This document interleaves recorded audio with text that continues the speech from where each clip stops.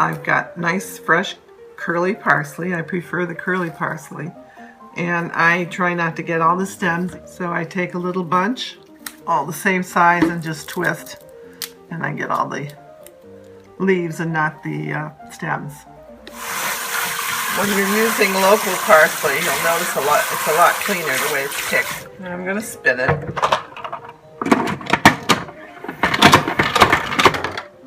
I'm going to put 2 cloves in this. That's to taste. You might want to put more. This seems to be enough for the dozen eggs. I cut the onion. Don't leave it too big. I cut the garlic a couple of times. Now before I start, I take 2 or 3 eggs and I put them in the blender. This is to help the parsley get ground up. And I put all my parsley in all at once. It's about maybe 4 cups, a generous 4 cups of parsley. You might have to push it down a little bit.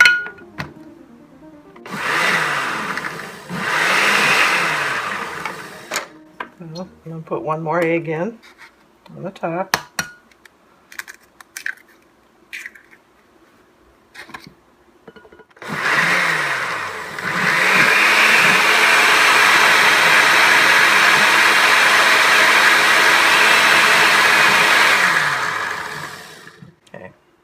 You don't want to blend it more than you have to, because then it gets too foamy. It'll be harder to cook. Now I'm adding the onion and garlic.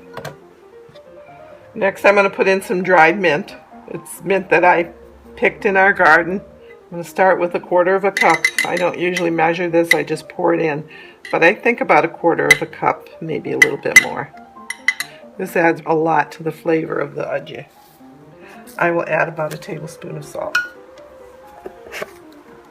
I do add some pepper. It's probably about 1 teaspoon.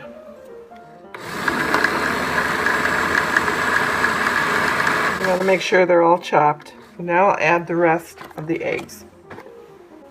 There we are. That's the 12 eggs. Again, you only want to break up the eggs and blend it into the rest. You don't want to make a lot of foam. And I'm just pulsing it. There. I'm going to turn the burner on high. I'm going to pour a full amount into my ejjeh pan. This pan came from my mother. I don't know how many years she had used it. But she's had it for years, and thousands and thousands of ejjeh have been made in this. I put more in the middle because I'm going to let that get really hot so I can splash the egg batter when I think it needs to cook a little bit in the middle. The oil I'm using is a vegetable oil. I put it in this container because it's much easier to work with. I have a ladle that I'm going to use. I mix it each time the oil is hot. I'm going to pour, and I go around when I pour it so that it's a little bit lacy. I know that's a funny word to say for cooking this, but it'll make it a little bit fluffier. You can see the oil got hot. It's on high right now. I might have to lower it. Usually I can leave it on high, but we'll see how this works today.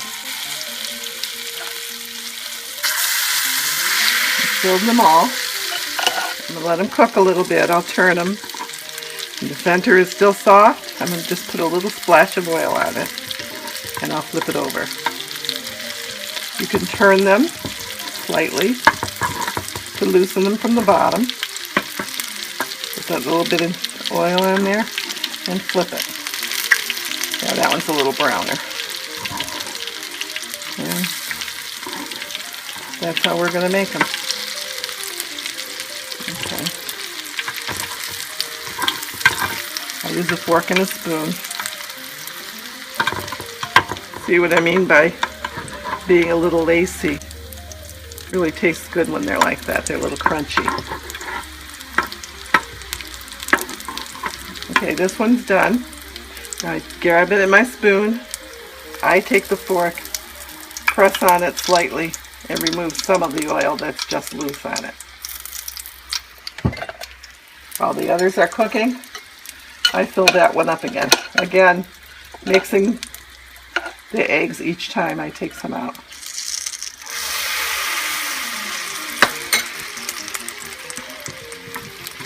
There we go. And then you have to start working a little faster.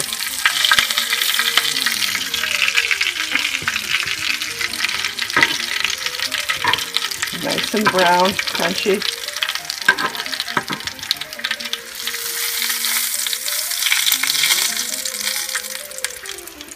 Place it on a paper towel.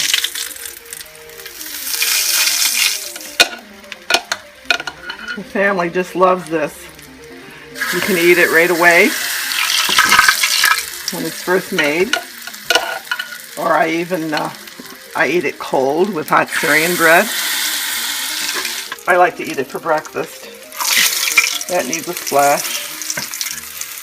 Okay, that's ready. This one's a little, I haven't had to add any oil yet. So. Some people don't like to squeeze them, or don't do that. They like them puffy. My mom always squeezed it to get, some of the excess oil out. So I've always done that, and I like them thin and crunchy.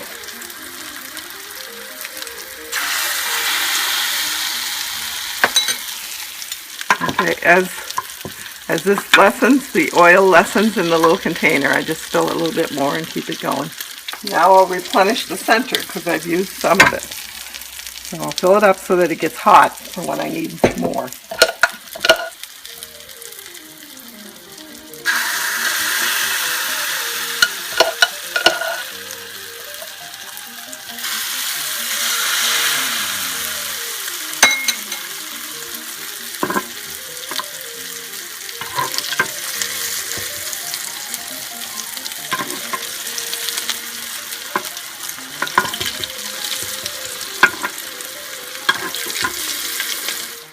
If you don't have this pan, what we have done to make it a little healthier sometimes, or we don't want to make as much,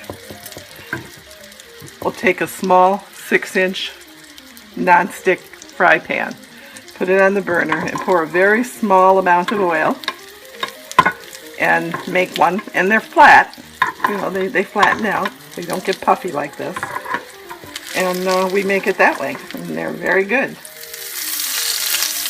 And you might think it would be healthier. Now some people don't squeeze them. They like them puffy like that, and they keep it that way. And then you just don't have to squeeze it. If you eat one of the first ones and you think it's a little salty with a tablespoon of salt, just add 2 more eggs and it'll be fine. You can add as many as you want, but 2 would keep the recipe pretty good. Now that my spoon doesn't fit down in the bottom and hits the blades, I'm going to just pour a little bit in each one. As it lessens, I don't put more oil. I just take some of the oil from the other ones and pour it in. Now when I get near the end and there's only a couple, the pan is going to start to burn, so I'm going to turn the burner off. But the oil is still hot enough to continue cooking the ones that are in there. I got about 4 dozen out of this batch with a dozen eggs. Now always take your pan off of the burner because it will burn. And you don't wash it until it's completely cold. It is cast iron. I wash it with soap and water. They're in a cookie sheet with doubled paper towel. I'll leave them there until they cool a little bit, and then they're ready to eat. I'll put them in a little plate. We'll have them for our meal. Eat them with Syrian bread, any way you want. Some people just eat them like that.